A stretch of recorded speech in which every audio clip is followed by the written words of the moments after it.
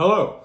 Before we begin, I just got a nice caramel macchiato. We just drove home from a road trip to Houston, and my mummy got me a nice caramel macchiato from McDonald's. What a special treat. So, what kind of problems do we see in society? We see some housing problems where a lot of people are paying a lot in order for their mortgage or for their rent, and that really hurts their ability to live a sustainable quality of life. We see a lot of issues relating to the economic and a lot of problems in what kind of society that we want to create, and what goals should the government take in solving these problems. Well, the government policy should make sure that it has the correct approach in addressing these problems, finding an effective way to solve these problems. The goal of government the goal of a president should be able to craft policy in order to maximize economic growth and create a sound culture that is sustainable and that is peaceful and harmonious for the American people. This is the goal that I want to create. This is the goal that I have and what I would like to see in the world. And so I'm going to talk about some of the worldview that I have in regards to what the world should create. Starting with housing policy, we need to make sure that there's a high supply of housing in order to be able to lower a lot of the rent increases that we see in society. A lot of people, they have a lot of issues where they look at the housing prices and they just don't see how they're able to afford them. We see a lot of people and they wonder, am I going to be able to ever get to a point where I can satisfy these housing issues? And what we see at the local and state level is an inability for a lot of governments to address these problems. A lot of governments, either they kind of bury their heads in the sand, or they're too worried about some of the potential backlash that could happen from existing homeowners who don't want to see their home prices decrease.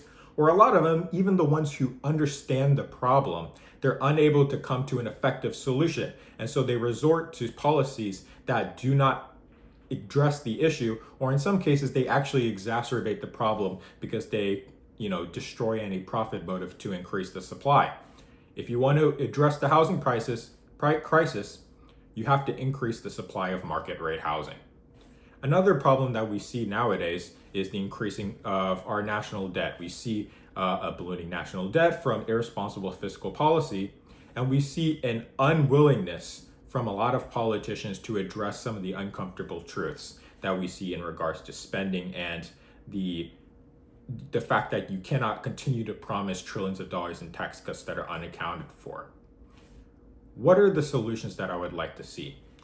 Well, I think the most effective way to address this is through a brand of social democracy. This is the vision that I have for society, a rigorous version of it. Starting with housing policy, we should increase the state capacity of the government to be able to create rules and zoning laws that allow developers to build housing, preferably dense housing, in a way that doesn't allow them to get hamstrung by excessive regulation, the weaponization of environmental review and litigation to stop things from happening, and an excessive amount of requirements and stipulations that are required just to get any project done. The goal of any housing policy should be to build housing, right? But we don't see that. In a lot of state governments, they add these excessive requirements in regards to too much worry about the environment or too much worry about labor requirements, and acting that like a housing bill should be a jobs program when it shouldn't, when the goal of a housing policy should be to build housing. In tax policy, we see politicians continuously offer these little carve-outs for different tax cuts as a way to try to coax voters to try to support their candidacy. We see it through no tax on tips, no tax on Social Security. We see all these different incentives for mortgages and different incentives for this and that, or being able to write off your car loan. And the problem with this is that sound tax policy is one where you try to make sure that you maximize, or try to really increase to the best of your ability economic growth while still having a sufficient amount of tax revenue to pay for the programs that are important to maintain society. And another thing is that you want to make sure that tax policy is equal no matter who you are, as long as as long as you make the same amount of money and you're working under the same conditions. In other words, two people, if they're making $50,000 a year and they're working under the same conditions, in other words, the same number of children or their same marital status, they should be paying the same amount of taxes. And when you take that away, when you start doing little carve outs for different types of income, it prioritizes the people who have those fancy tax lawyers that allow them to really understand the tax code and then shift their style of income into a way that's most efficient. And this shifts the tax burden onto people who don't have the luxury or don't have the resources to afford those tax lawyers that will help them, get around and minimize their tax liabilities, while others assume that role. So we need to make sure that we fix that. In regards with energy, okay, we see with Trump's tax bill, with his One Big Beautiful Bill Act, that is starting to penalize a lot of the forms of energy that we see that will help create society. Energy is one of the biggest correlations between a developed society. When we produce a lot of energy, first of all, that creates a downstream reverberations on so many other things, so many other industries that we have, and being able to produce different types of, and being able to run different services and build different things, factories, home building, technological products. Energy prices is everything. Energy prices and the supply of energy is important. And what we see is this culture war from the Republican Party, where they're trying to turn energy policy into some kind of culture war where they demonize and try to kneecap the permitting process a lot of clean energy processes, because I guess they get donated to by fossil fuel energy, but also because they associate green energy like solar and wind with like a hippie project, not realizing that these projects are getting to a point where they are competing all on their own. A lot of people still think that like solar and wind energy are like, they have to be like completely subsidized by a bunch of extra funding in order to get to that point. And while you did need some subsidies to get them off the ground, increasingly we're getting to a point where they're just straight out competing a lot of the existing fossil fuels. But what we see a lot of the Republicans is they're kneecapping that. It's the trade policy. I don't even know if I have to get into it. It's just a complete mess. It's completely incoherent. It's just indefensible. The trade policy is just a mess. And so it's the goal of the government to make sure that we have sound trade policy, coherent trade policy that will allow businesses to build the things that they want to build. And then we need some common sense deregulation to make sure that businesses are able to work how they want to work, create the things that they want to create without excessive things and regulations trying to keep them down. So you hear some of these things, you might think, okay, a lot of this kind of like sounds like a lot of free market things. And I really believe in the power of the free market to solve a lot of problems. But the free market can't solve every problem. There's a lot of problems that happen when you when you have no rules and no requirements on what the private sector should do. And I talked about how deregulation is important, but there's reason why we have a lot of these regulations. A lot of these regulations, they say a lot of regulations are written in blood. And that's exactly right. A lot of these regulations are there for a reason. They're there to keep people safe. They're there to try to stop the worst excesses of a lot of private companies who are working in what they think is going to be to the maximum of their benefit, but it can create an environment that will have massive negative effects on broader society, and we want to prevent those things. This is the role of social democracy. What does social democracy mean to me? Social democracy means it's the pairing of a free market with a robust government working in harmony to improve the lives of the American people. We need to have a government that is robust and strong enough to try to prevent a lot of the market failures that we see in society, and being able to prevent the negative externalities that you see when everybody's working rationally in a system, but it produces some negative effects. They can do it through Pigouvian taxes, they can do it through regulation, they can do it through incentives to try to prevent these things from happening. Additionally, on contrast, there's a lot of different technologies and a lot of different industries or systems that can have a very positive externality on the system. And the government can use subsidies or it can use different programs to try to incentivize a lot of the development of a lot of these industries to move forward. There's also issues of national security. No company is really going to is going to account for the benefit of national security for the broader public into what's good for them, personally, financially. But everybody in society is in the interest of having strong national security, and so the government can do things that'll make sure that it incentivizes the creation of these industries that'll benefit them. One example that we see is the CHIPS Act. Right now, or until recently, we were very, very dependent on Taiwan in order to create a lot of these superconductor chips.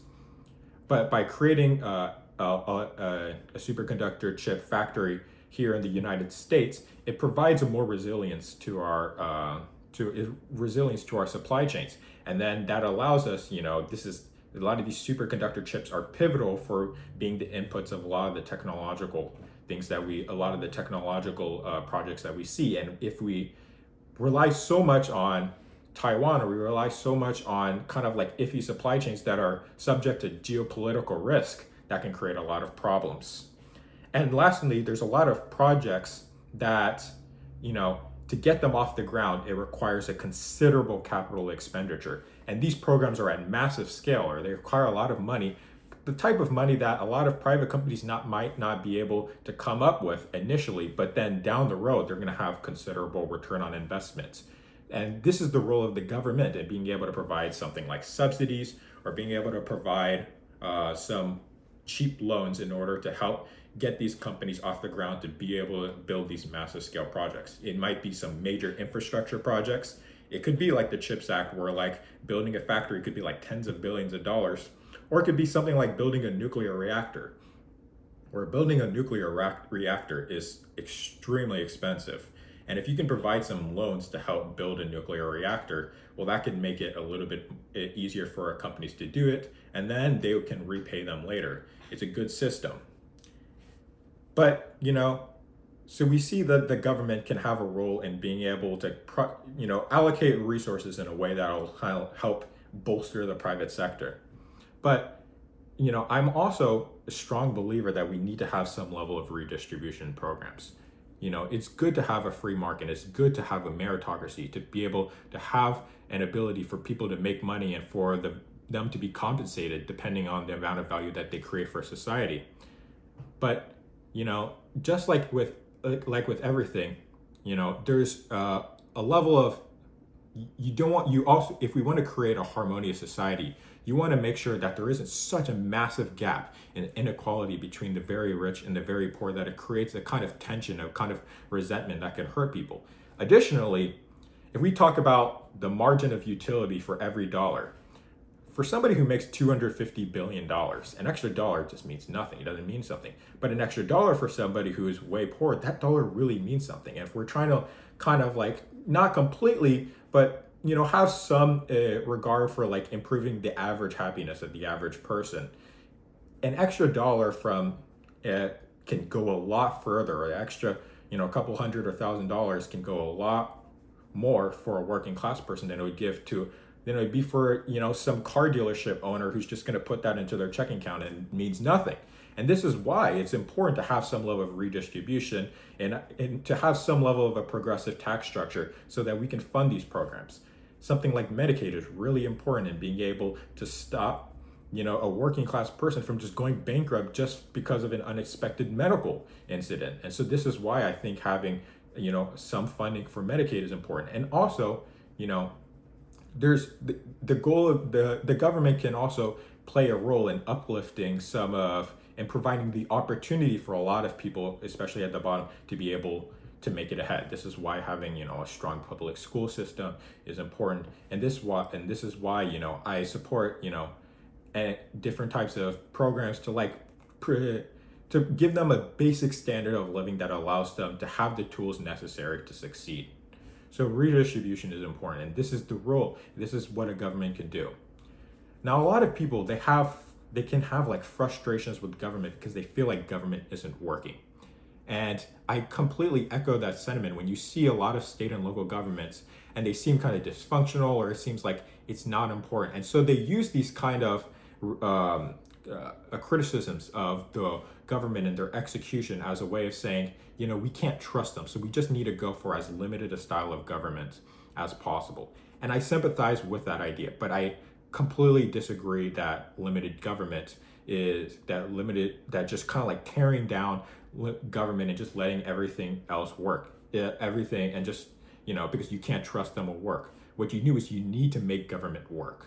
You need to give government, first of all, the power to be able to insert its will to be able to prevent rent-seeking behavior. And then you need to staff it with people who are competent, and you need people with a level of integrity.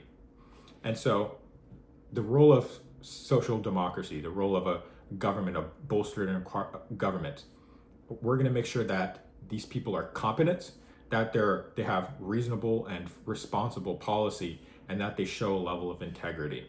We see, I don't agree with that kind of belief that you see from like Ronald Reagan or something, where they say, I'm the worst thing that you can hear is I'm from the government and I'm here to help. I actually don't think, I don't agree with that. I think government could be a force for good. And it's going to take demonstrating it for this to be seen. But I really do firmly believe that government with competent people, responsible people, can create a lot of good for society in partnering with the private sector to improve them. So in 2029, when the Democrats take over, when Andy Beshear and the Democrats take over, and I'm certain that they will, when they take over, they're not going to be able to go out and start doing a bunch of spending willy-nilly, because in all likelihood, the fiscal situation that the Democrats are going to inherit in 2029 is going to be one of massive deficits, and they're going to have to pursue some level of austerity. That means they're going to have to cut spending, and they're going to have to increase some taxes. And not because it's fun, but because they have to. This is really important. Now, leading up to that, I watched the Democratic Party, and I'm a Democrat, and I really believe in the Democratic Party as a vehicle of progress. But I cannot stress enough to you how frustrated I am with the lack of economic and ideological rigor that I see from a lot of Democrats. A lot of Democrats today are a bunch of naive hippies. Okay? They worry too much about ethics, and not that ethics aren't important. They are important. They are very important. But if you worry about ethics while ignoring some of the other really important issues, okay, it comes you off as somebody who's neglecting those other issues for something that's at the top. There's something called Maslow's hierarchy of needs, which is a way that we can organize some of the priorities that we see in life. It's a tiered pyramid, and the things at the bottom set the foundation that allows you to worry about the things at the top. So at the bottom, we see things like food, water, shelter. These are the bare essentials. And then above that are things like, like cost of living. This could be rent prices, it could be gas prices, and then also things like crime, safety, homelessness, all right? And then at the third tier, you might see something like your familial relationships, friends, family, loved ones, these type of things. And then at the very top, you see things like self-fulfillment or ethics, norms, and institutions. Now, if we think about this, Democrats clearly care way more about the things, as of right now, they care way more about the things at the top than they do at the bottom. And then Republicans tend to address the issues at the bottom. And what a lot of Democrats do not seem to understand is that if you're addressing those things at the top while somebody else is addressing those things at the bottom, even if your argument is sound and valid for the things at the top, if you do not address the things at the bottom, a lot of people are going to say, yeah, I recognize that, but these really important issues aren't being addressed, and so I need somebody to address them. And so what is really important is that for Democrats to understand, okay, people are willing to forgive ethical and moral failures if you're not satisfying some of these kitchen table issues that aren't being addressed. And a lot of state governments, a lot of local governments, okay, they kind of let problems fester in regards to things that like cost of living or homelessness or crime, not crime actually, because crime has been going down considerably, but homelessness, and that's being addressed quite a bit by some local governments, but in particular cost of living. If these issues aren't going to be addressed, people are going to get radicalized. So it's your responsibility to find the effective solution to do it and then actually execute on it. This is why NIMBYs are horrible domestic terrorists that are ruining the reputation of NIMBY Democrats, are ruining the reputation of their party. So it is essential for the Democratic Party to get its shit together. We need to care a little bit less about ethics and social issues, not that they aren't important, but they should be secondary to effectively addressing some of these economic and other kitchen table issues that we see. I am not worried. I'm not worried because I know that there's a better future ahead. I know that there's, with a strong new administration that can address some of the deficiencies that we see all across government and solve them, that we can reinstill a level of hope that the American people have in the federal government. Okay, we need to have an alternative to the cynical populism, the cynical nonsense that we see from Trumpism. Okay, I look at Trump's economic policy, it's nonsense. His foreign policy, it's incoherent. His trade policy is indefensible. His ethical and moral failures are just egregious. This is not the society that I want to see in life. But it's the responsibility of the Democrats to provide a strong alternative to that. And that's what we're here to do. This is what I'm set out to do. I believe it's my mission to do that. Actually, I don't even think it's a mission.